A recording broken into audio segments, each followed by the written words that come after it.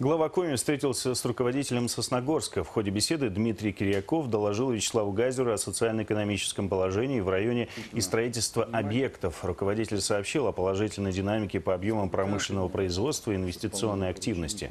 Особое внимание уделено и вопросу поддержки малого и среднего бизнеса.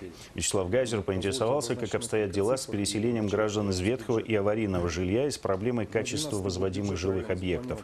Также Вячеслав Гайзер и Дмитрий Кирьяков обсудили ситуацию в поселке Вайвож и готовность муниципалитета к пожароопасному сезону.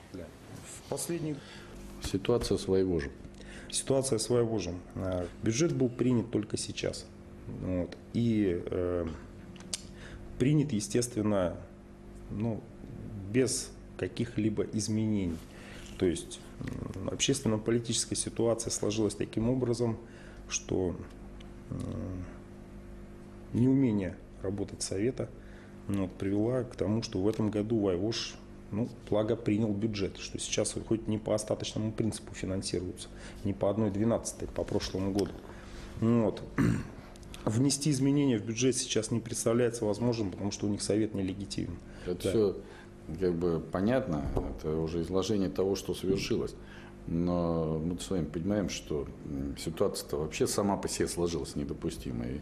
По большому счету за это все равно отвечает районная власть. Меня, собственно, интересует даже уже вопрос не в том, как сегодня выглядит с бюджетом, не с бюджетом, а что вы намереваетесь делать, чтобы, во-первых, повторения этой истории не было, а во-вторых, с общественностью на Вайвоже договариваться, потому что нелегитимен совет, появится другой, а он что, другой будет с космоса, что ли? При таких настроениях в Вайвоже вы получите повторение того же совета, если, соответственно, не предпримете каких-то других действий, с тем, чтобы там эту ситуацию общественно устаканить.